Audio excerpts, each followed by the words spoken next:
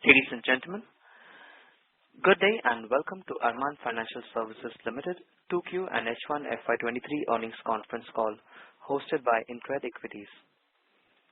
As a reminder, all participant lines will be in listen-only mode, and there will be an opportunity for you to ask questions after the presentation concludes. Should you need assistance during the conference call, please signal an operator by pressing star then 0 on your touchtone phone. Please note that this conference is being recorded. I now hand the conference over to Mr. Jignesh Shial from InCred Equities. Thank you, and over to you, sir. Yeah, thank you, Arman, and good evening, everyone. On behalf of InCred Equities, I welcome you all to Arman Financial Services Limited 2Q and H1 FY2023 earnings conference call. We have along with us Mr. Jendrabhai Patel, Vice Chairman and Managing Director, Mr. Alok Patel, Joint Managing Director, and Mr. Vivek Modi, Group CFO. We are thankful to the management for allowing us this opportunity. I would now like to hand it over to Mr. Jendrabhai Patel, Vice Chairman and Managing Director of Arman Financial Services Limited, for his opening remarks. Over to you, sir. Thank you, Jignesh. On behalf of Arman Financial Services Limited, I extend a warm welcome to our Q2 and H1 FY2023 earnings conference call. With me, I have Alok Patel, Joint Managing Director, and Vivek Modi, Group CFO. We have also on the call representatives from SGA, the Investor Relations team. I hope everyone has an opportunity to go through the results and presentation for the quarter and half year ended September 30, 2022, which was uploaded on the stock exchanges and the company website. In the past 2 years, microfinance sector has successfully navigated the pandemic and is back on the track, showing healthy demand.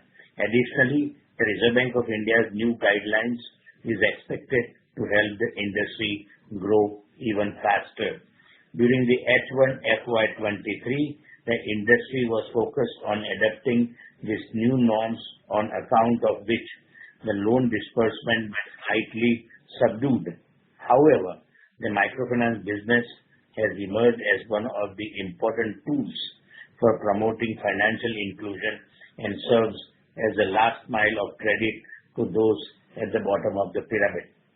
And at Arman, we are focused on serving the low-income, underserved regions of the nation, promoting livelihoods and offering microcredit to socio-economically backward people who have little to no access to the formal banking or financial services system. At present, we have a presence in 8 states with comprehensive branch network of 313 and a workforce of 2,620. Of all the states, Gujarat contributes 31.9% to our AUM on a consolidated basis, followed by Uttar Pradesh, Madhya Pradesh, Maharashtra, and Rajasthan. Company has recently forayed in 2 new states of Bihar and Haryana. We will continue to focus on extending our presence in newer districts in existing states while also exploring new states. On consolidated basis, gross NPA stood at 3.3% and net NPA stood at 0.1%, showing an improvement of 230 bps and 100 bps respectively on account of improvements in collection efforts and lower provisioning. Cumulative provisions stood at INR 70 crore, that is 4.9% of the consolidated AUM and 5.2% on book POS, portfolio outstanding. Therefore, total provisions remain much higher than GNPA. Collection efficiency improved to 98.3% in October 2022 as compared to 95.3% in March 2022. Collection efficiency across all segments has shown improvement and aligned with the pre-COVID levels. This was mainly due to the passionate on-ground workforce, continuous customer interactions, and a customer-focused approach. Collection efficiency for October 2022 for various segments stood as follows: Microfinance segment 98.4%, MSME segments 98.1%, two-wheeler collection 96.7%. Now, coming to the borrowing profile and liquidity. As on 30th September 2022, company has total borrowings worth INR 1,419 crore. Of the total borrowings, 53.8%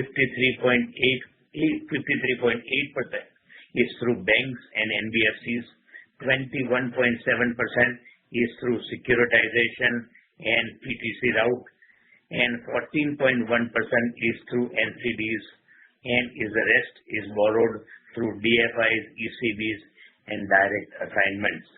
I am happy to share that during the quarter, company successfully raised INR 115 crore via allotment of CCDs and OCRPS on a preferential basis. The arrangement stands as follows.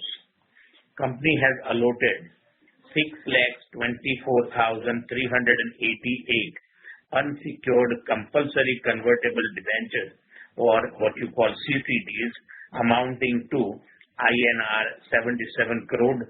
Some of the marquee investors include funds controlled by Singapore-based 16th Street Capital and USA-based 7 Kenyans Advisors. Other investors include both domestic and foreign individuals. Company has also allotted 3,10,972 optionally convertible redeemable preference shares, or you can call them OCRPS, amounting to INR 38 crore. These were allotted to individual investors and family offices. The mix of Tier 1 and 2 equity capital will be used to fund the targeted growth plans of approximately INR 2,500 crore, with a healthy capital adequacy and a debt equity ratio by leveraging our presence in the MFI, MSME, two-wheeler, and other loan segments, which will enable the company to achieve a sustainable growth momentum in the coming few quarters. As per Ind AS, company is required to split hybrid instruments into debt and equity, and therefore the company's balance sheet net worth stood at INR 311 crore. However, fully diluted net worth, assuming full conversion, stands at INR 362 crores.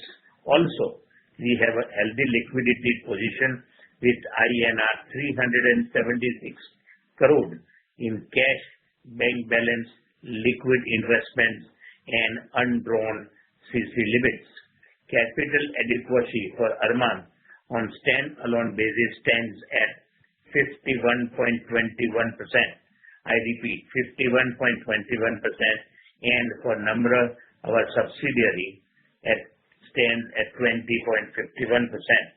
With the equity fund raised and new LMS system, we will steer the next phase of our growth and expansion by harnessing the power of technology and innovations to create a smarter organization that will enhance customer experience. We will grow this business at a careful but steady pace by spreading out across states, building necessary capabilities, and adding relevant resources. With that, I would like to request the operator to open the floor for any questions and answer session. Thank you all so much for joining. Thank you. Operator? Yes, sir. Thank you very much. We will now begin the question and answer session. Anyone who wishes to ask a question may press star and one on their touchtone telephone. If you wish to remove yourself from the question queue, you may press star and 2. Participants are requested to use handsets while asking a question. Ladies and gentlemen, we will wait for a moment while the question queue assembles.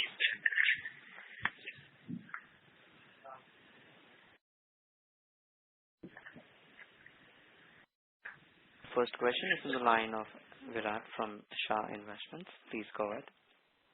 Hi, sir. Sir, what kind of AUM and disbursement growth are we targeting for FY23? Any comments on that?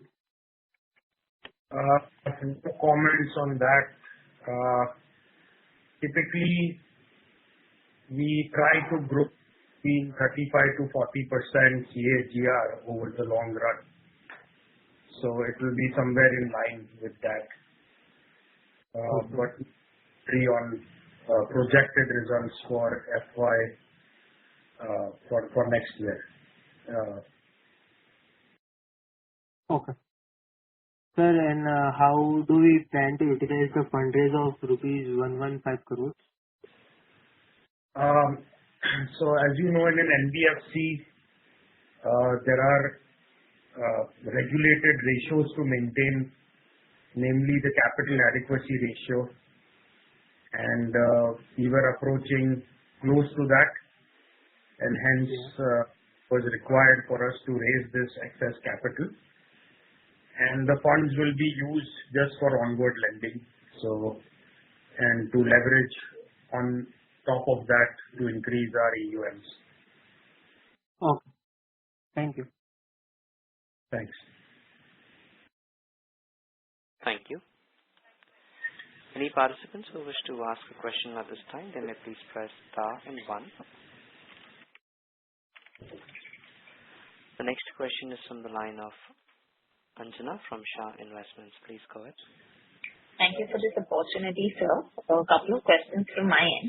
So the first one, I would just want to know if you could throw some light on the reduction of our MFI book. So, we plan to reduce our MFI book to some 60% of AUM. Could you elaborate on the same? We plan to reduce our MFI book by 60%. No, to 60% of AUM. To 60% of AUM. You're talking of the pie in a sense from something like 80% to brought down to 60%. Are you trying to say that? Right, sir. Yes, that's right. No, there is a long-term plan to diversify the product line into other ancillary products like micro enterprise that we have, which is about 14% of our business. We have also have individual business loans, which is 2%.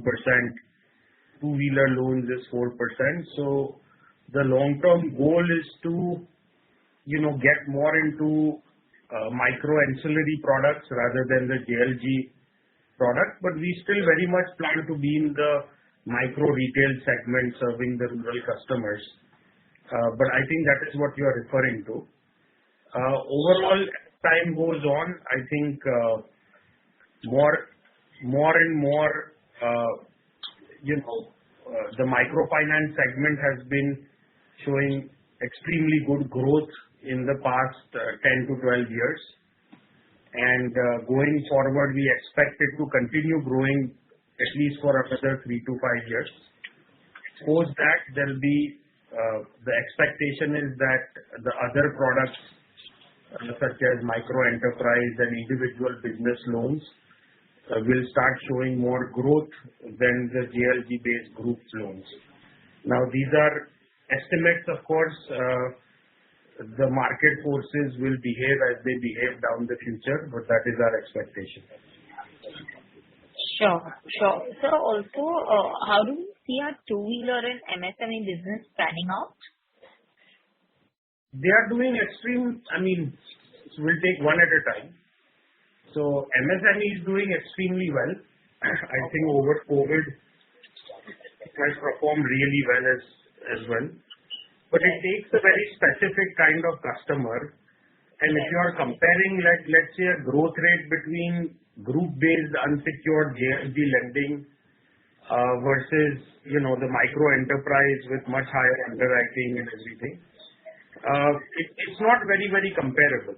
So the growth rates might be a little dwarfed by the rate of what microfinance is growing, but still MSME stands on its own and is an extremely good and extremely profitable segment that we are running. Now, as far as micro or as far as two-wheeler is concerned, that industry has been in the doldrums since COVID and even before that.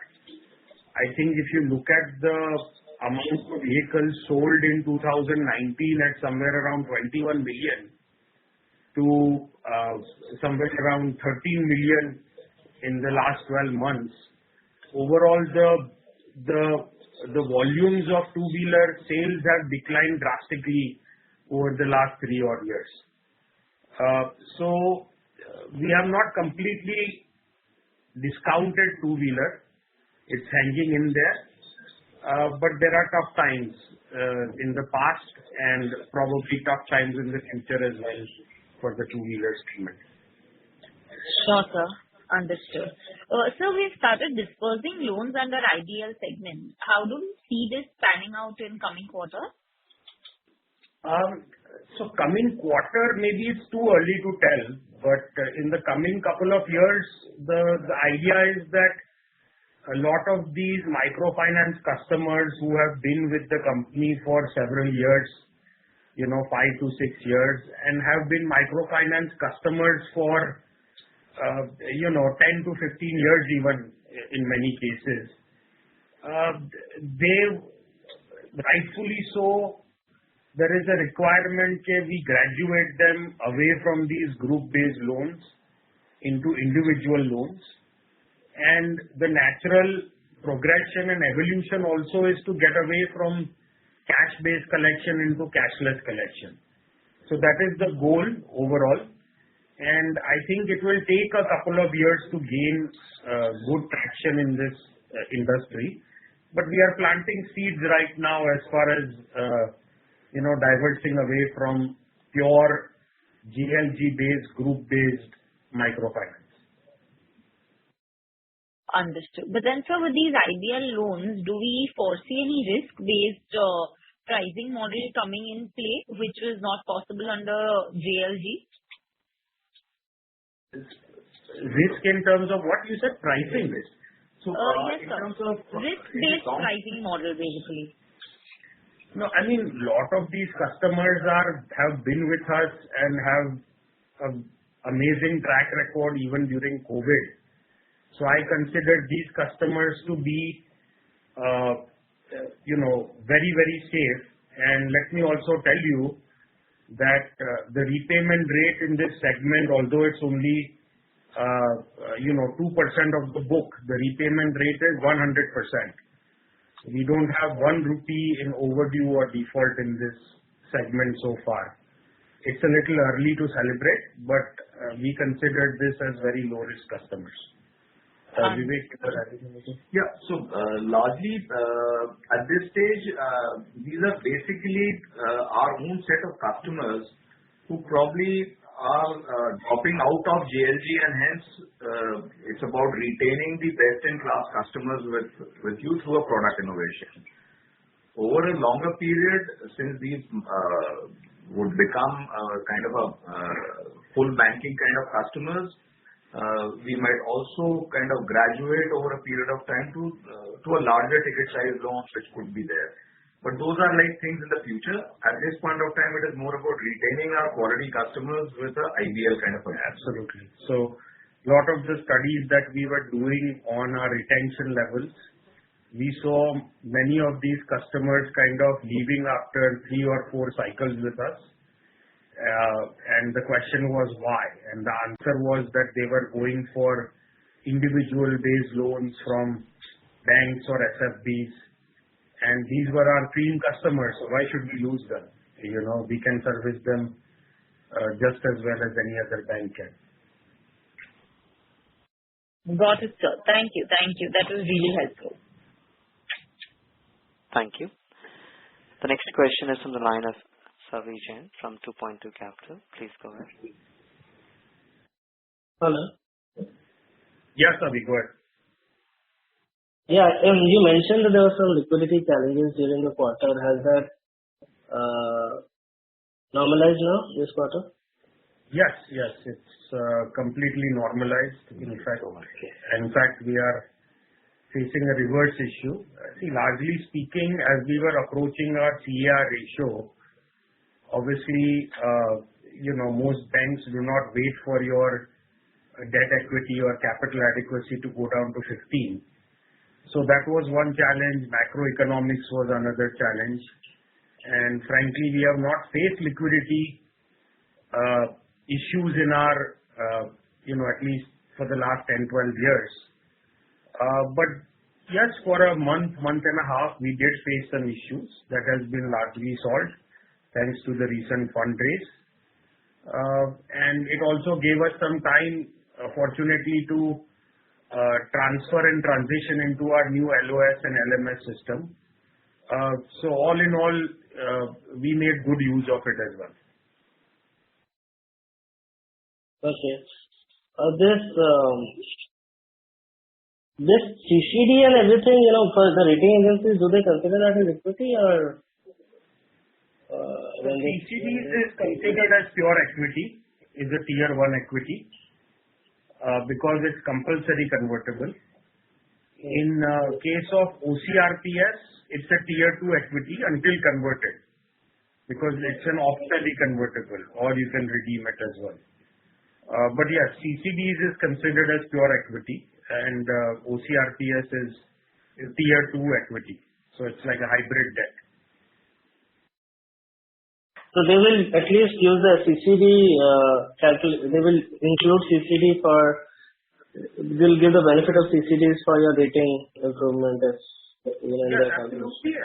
And some portion of OCRPS as well, because there are multiple investors. And I think if you look at the balance sheet, and as Jayendra Bhai said in his speech also, under Ind AS, hybrid debt instruments have to be split between debt and equity. So the net worth you'll be seeing is around 311 crores. While fully diluted net worth, if you consider everything converting, today would be 363 crores or something like that.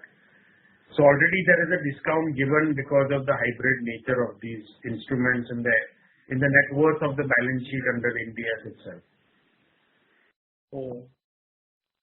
And this individual loan that you were talking about, isn't the same as MSME? What is the difference there? Similar, but the clientele is slightly different. So on one side, in the MSME side, we are finding fresh customers, and it's the cash-based collection. On the individual business loan side, which are graduated microfinance customers. So the underwriting might not be as stringent because we have, 3, 4, 5 years of experience with them. But we have switched them to a cashless collection model. So as I said, Savi, we are planting seeds. Yes, there are some similarities for sure between the products, especially as far as ticket sizes are concerned on average. But the sourcing is different, and the repayment, the collection methodology is different.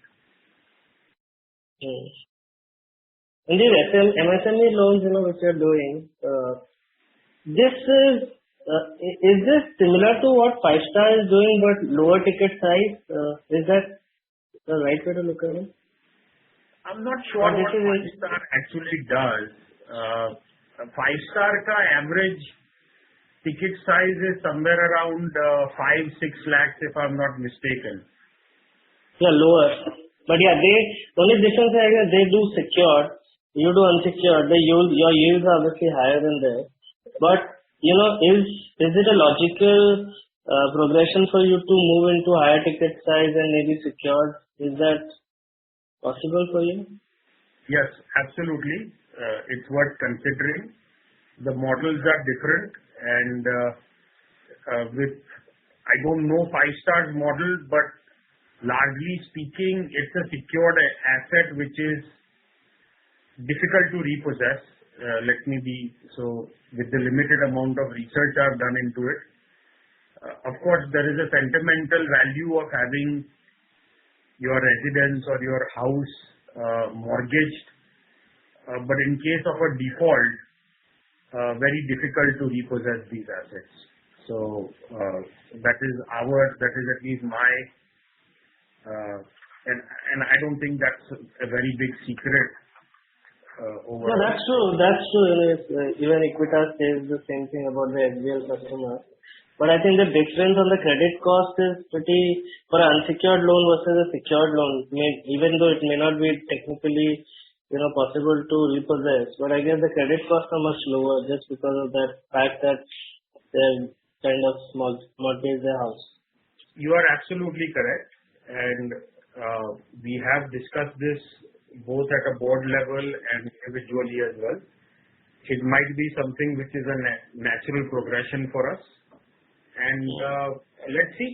I think certainly I'm not going to discount it as a viable division in the future. I think the only difference is that the GDP per capita in your state is much lower than the southern states, and I think that makes it more difficult to do it in north or in the rest of the country as compared to south of India. The difficulty also lies in the fact of the paperwork and the legal work involved, especially if you talk about the rural areas. Primarily mortgaging in the rural areas at least is very difficult because the paperwork is very weak.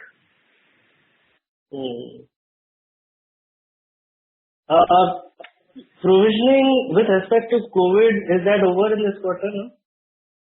Yeah, everything pre-COVID, which is assets dispersed prior to March 2020 is done and dusted.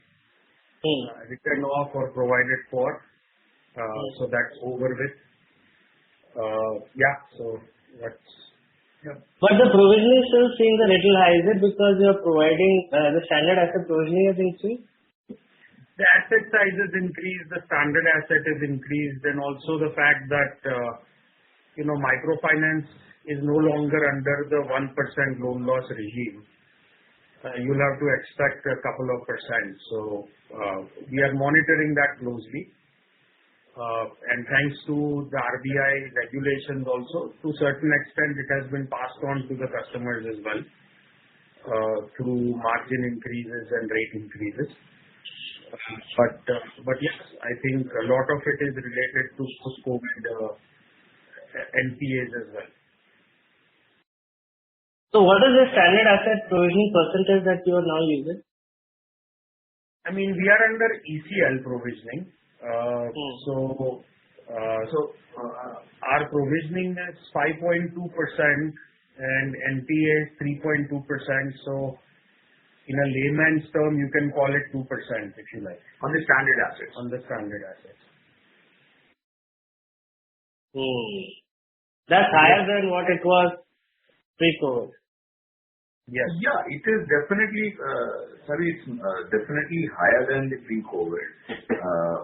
Again, the reasons for it being slightly higher is also the fact that there are pre-COVID book which were restructured and are in standard buckets, continue to have a bit of higher provisioning, but they continue to be in standard buckets.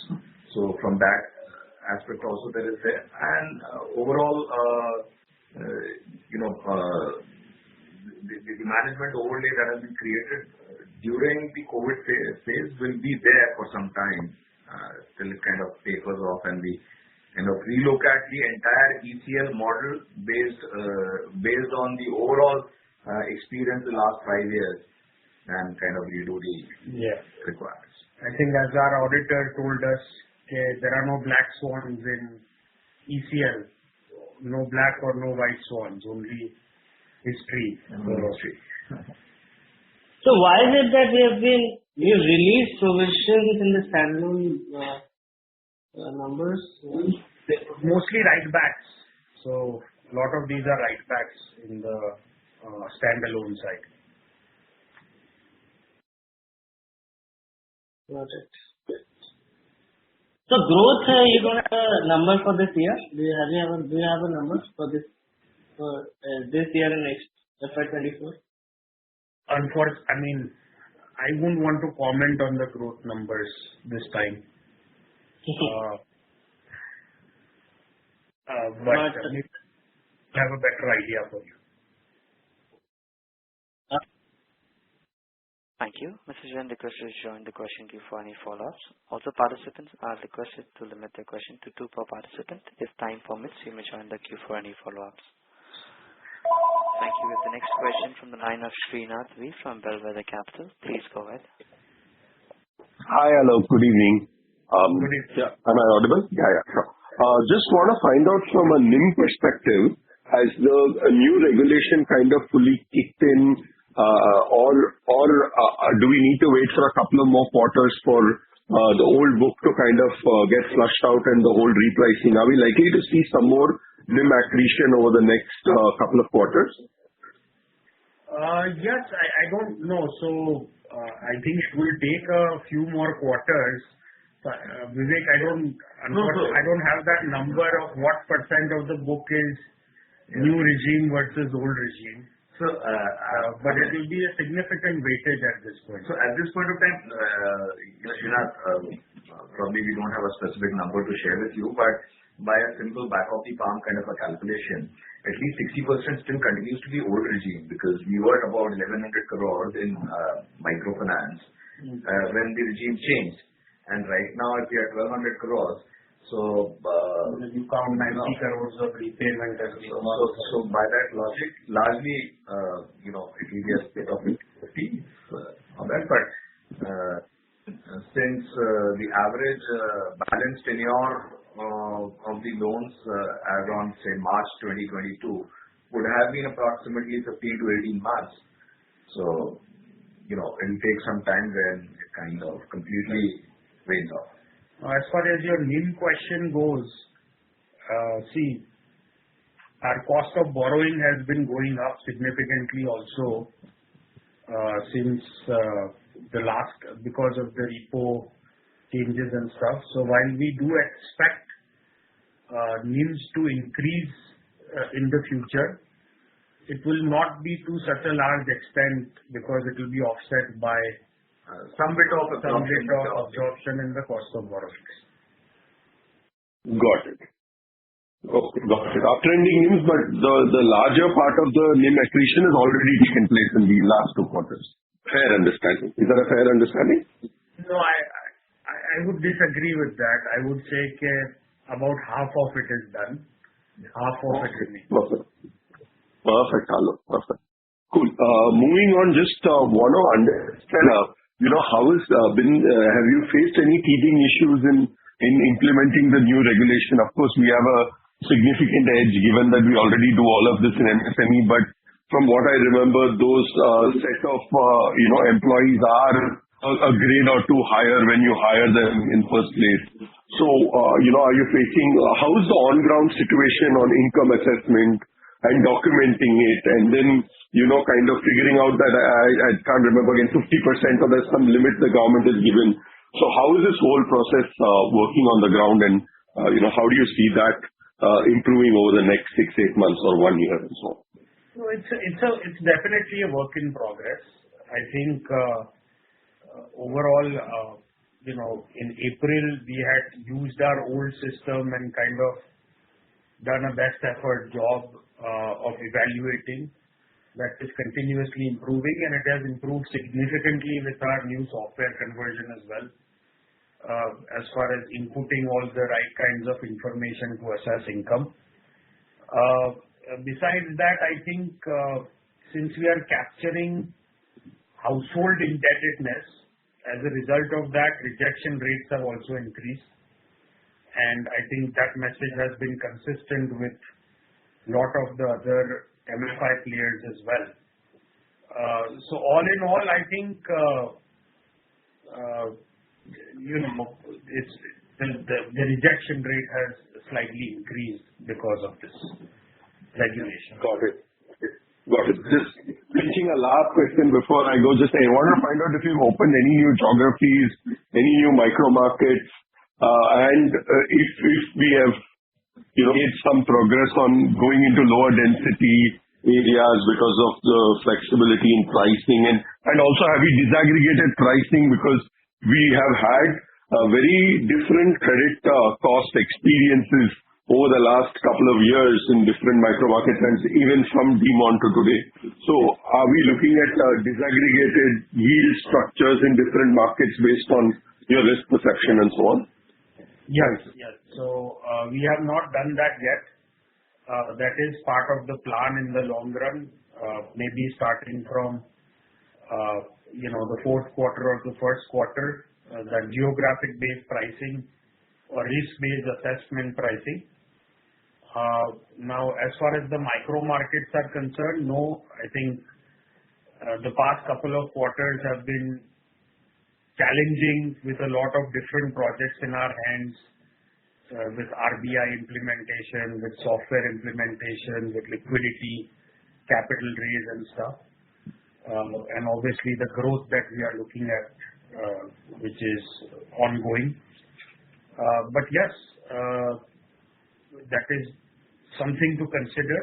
I think I can confidently more say about the differential pricing in geographies. As far as moving into these micro markets, we are never a first mover into any kind of a new situation. So that will be sort of slower. Let us see what the competition is doing and what their experiences are in some of these markets. Other than that, we recently moved into Bihar, planning to expand on that in the coming few months. And Bihar has been behaving wonderfully, so that has been a pretty decent foray into a new state. Is this running out of your Uttar Pradesh team itself, or you now kind of have a completely new setup put in and so on? It will run out of UP team until Q4. After that, we'll split it from Q1 next year. Perfect. Thanks a lot, Alok, and congratulations for the great set of numbers. Thank you. Thank you. Next question is from the line of Yash Mandaviwala from Mandaviwala Family Office. Please go ahead. Hi, Alok. Congratulations on a good set of numbers. Thanks. Alok, we've just, most of the FMCG companies seem to be complaining about, poor rural demand. Yet, most microfinance companies such as yourselves are reporting good collection efficiencies. So, what is really happening on the ground? How is there this, divergence of commentary on the same set of customers? I mean, yes, I don't consider myself an expert on macro or microeconomics. All I can say is that we have not faced so much of a difficulty or so much of a feedback from our operations or field that people are facing any large-scale difficulties as far as economics are concerned or weak rural demand or anything is concerned. But maybe there is a lag effect. I don't know. But other than that, I wouldn't want to comment anything more on that. Got it. Maybe let's wait and watch. Just one more on the new software system. So is the implementation now completely done? And I know it's early days, but where are you seeing sort of large differences, or where are you seeing significant value add from the new software? No, so I mean already our TAT has reduced by about 30-40%. So that has been a big achievement. Overall, it was very successful and a lot of things had to go correctly. It is fully implemented now, and we are collecting large volumes of data. The risk controls has increased, skyrocketed overall with geotagging and everything. We are using digital signatures now. We have a tie-up with Legality. Become completely paperless. So it has a lot of different advantages, and I think overall it has already been a big success. Do you think in the end it will lead to the loan officer being able to handle a higher volume of clients, customers? It could, but I'm not exactly sure whether that should be the goal, because higher per person capacity also comes with its own set of risk when something goes wrong. So when the delinquencies and stuff rise, one person is not able to manage such a large caseload. And the group sizes also have been overall in the industry going slightly lower as years go by. But what it will help us in the future is moving more towards the cashless repayment. And in that case, yes, an FO will be able to handle more customers, but that will be a whole new model. Under the current model, I don't think that is our overall goal, is to increase the caseload per FO, although that might be an ancillary benefit down the road. Got it. Thanks a lot, Alok. That's it from me. Thanks. Thank you. Our next question is from the line of Balkrishna Vagasia from Axon Non-Investment Managers. Please go ahead. Good evening, team. Many congratulations for the great quarter. Thank you. I want to know what is the average turnaround time, customer turnaround time for microfinance and MSME business? So for microfinance, it goes state by state. I have the figures. I think it's approximately 4.6 days, the last I checked. For microfinance? Yes, 3 days of the customary or the regulatory training that we have. Yeah, so it cannot be less than 3 days. And pre the software, it was at least 6 to 7 days. So we have brought it down to that much. In MSME, we have brought it down from 12 days to about 8 days, but there is still a lot of room for improvement there. Okay. And what is the branch expansion plan for the second half? So the plan is to open about between 15 to 20 branches. For Q4, we are still working on that, so you'll have to wait on that question for the next quarter's call. So 15 to 20 branches in Q3? Correct. Largely more like for the FY24. Right. So normally we've kind of seen larger branch expansion happening in the fourth quarter and the first quarter of the next year. Exactly. So when we do our planning for FY24, so a lot of the branch openings will happen in February, March, April, May time frame. But we don't expect a lot of business to come out of those in the current FY. Okay. All right. So in terms of the average lending rate, that before the new regulation and the post the new regulation, what is the change in average lending rate in microfinance that you have observed in your loan book? About 2.5% has been the increase. 2.5%. Okay. And in terms of MSME segment, so 2-3 years back or maybe 4 years back when you started MSME segment, you say that, okay, I do the experiment initially, and then if I'm satisfied about the scalability of the particular business, then we go with full force. So are you satisfied with the MSME segment and you want to go on full throttle on this? Or what do you think? Or do you want to scale this business now? We are very satisfied with MSME, and it's no longer an experiment. It is definitely a full-blown division. But as I answered the first question, I'll kind of give you the same answer, is that we are growing and we are growing well, but it requires a specific type of customer. In the MSME, the rejection rate is still about 70% in that division. So if you are going to compare apples to apples in terms of growth rate for compared to micro and MSME, my lesson learned is it's not going to be very comparable. But we are still growing at good 20-25%, 30% of that.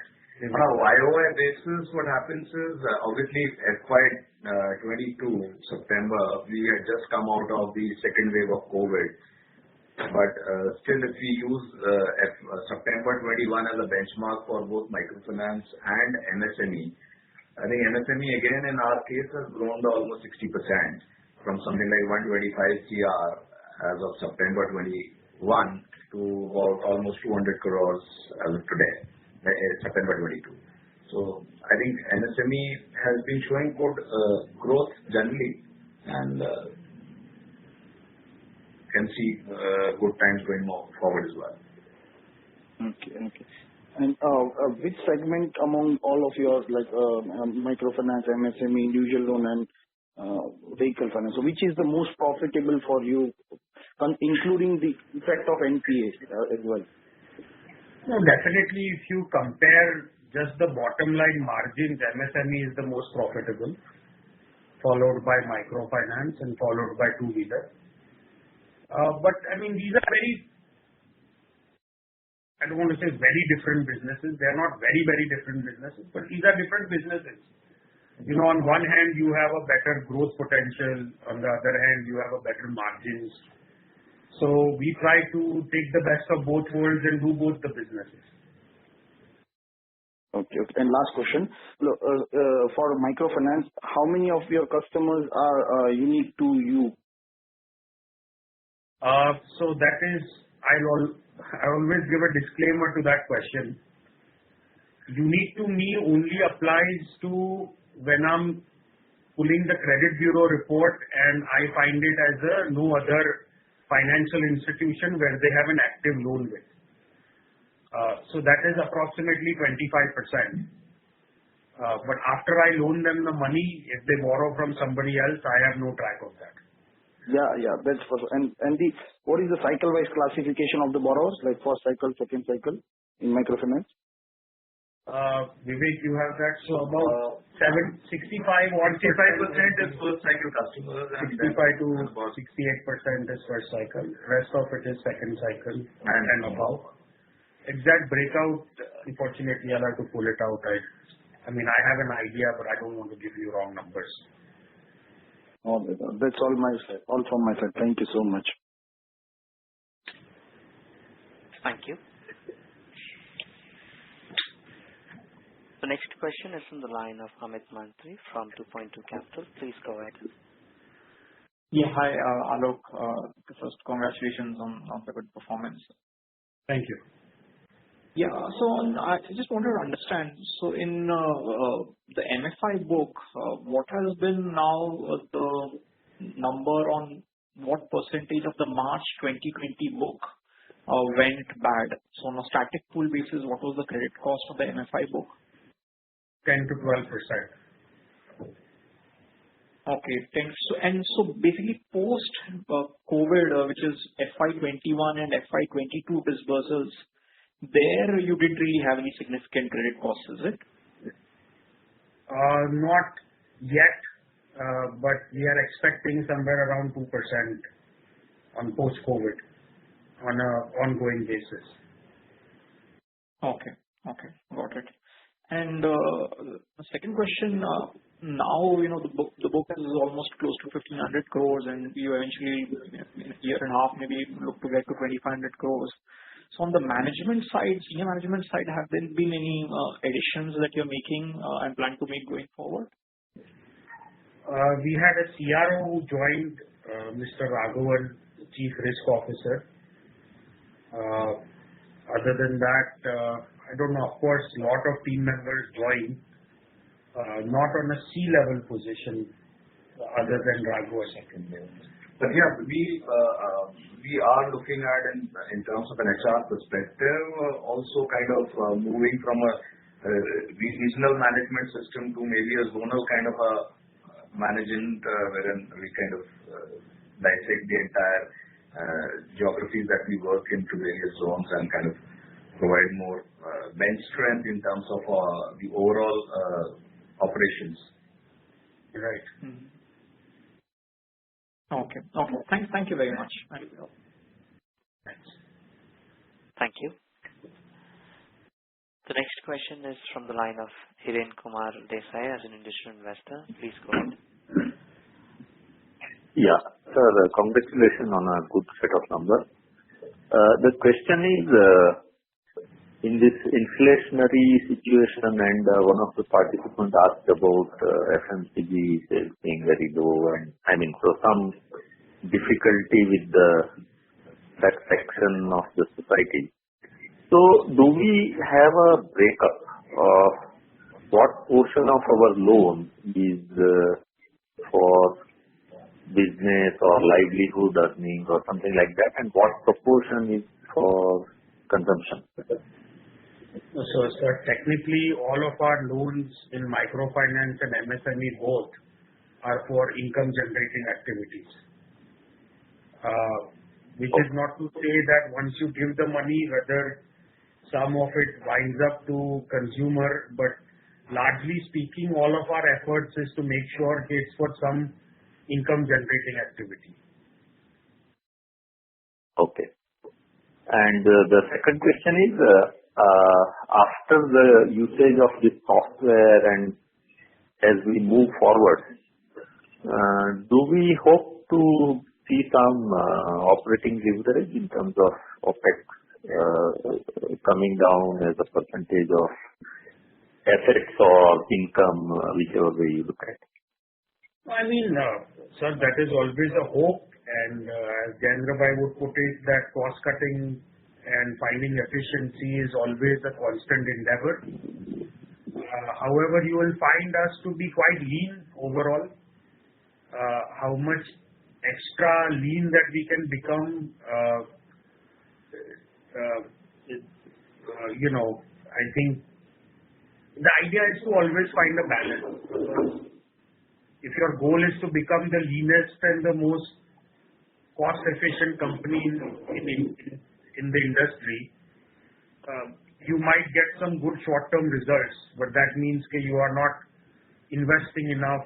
Your people might get frustrated, your retention might suffer, and a lot of other things might happen. With the software, definitely we are expecting to see efficiency of the FOs increase in terms of the number of disbursements they can make. And largely speaking, the second biggest goal was to reduce the overall risk in terms of operations and in terms of credit risk to the customer. So those were the large two goals with the software implementation. Last question, if I can sneak in, is while interest rates are rising, assuming that most of our customers borrow at a fairly high rate, how sensitive are they to the rate that we are charging? The question is, in the rising rate environment, have you correlated to some past cycles or something like that to say how it impacts our growth? Surprisingly, sir, they are not at all sensitive to interest rates. And largely speaking, they are able to absorb 1 or 2% here and there without any problem, and without even, frankly speaking, noticing too much. Now, any large-scale increases like 4-5%, obviously it will be a problem. But generally speaking, for us, going from a weighted average cost of borrowing of 11.5 to 13 would be a huge problem because the ROA will reduce by 1.5%. For them, it will make a difference of 20-25 rupees in their EMIs, which most people don't notice or don't care enough about. All they care about is timely availability of funds in the least hassle, which causes them a least amount of disruption and hassles, if I can put it that way, and a good level of service. Thank you. We take the next question as the last question from the line of Savi Jain from 2.2 Capital as a follow-up question. Over to you. Yeah, hi. Where does this equity take you in terms of, how many years of growth can be taken care of by this equity raise? I mean, that's the million-dollar question. You have your own internal accruals. So depends on what kind of ROE we can generate and depends on what kind of ROA and internal accruals that we can get. If we are growing at our rate of ROE, then we never need to raise. We can grow indefinitely on our own internal accruals. But the base guesstimate is somewhere around 2,500 crores. Yeah, I mean, basically this equity raise just kind of the 3 years of growth is and the leverage increase has been taken care of, and now you are at a level where it's a comfortable car. So at 30% growth rate and 30% ROE, you would not need to raise any equity. Exactly. So, I mean, 30% ROE is difficult to maintain, and if you are growing at 40%, it will take us far. I don't think equity is a big concern for me at this point. It's not like this was just kind of a teaser round and then 6 months later I'll need to go back to the market again. So we should be, I mean, at the very least, we should be, given that there are no more surprises like COVID or anything like that, we should be good till at least 2,500 crores. Great. That's it. Thank you. Thank you. Ladies and gentlemen, that would be our last question for today. I now hand the conference back to the management for the closing remarks. Thank you, and over to you. Thank you, everyone, for joining. We hope that we've been able to answer all your queries. We look forward to the next interaction in the future. In case you require any further details, you can contact us directly or our investor relation teams. The contact information will be available on the presentation, which is on the company website and on the stock exchanges. Thank you again, and have a pleasant evening. Thank you very much. Ladies and gentlemen, on behalf of InCred Equities, that concludes this conference. Thank you for joining us, and you may now disconnect your lines.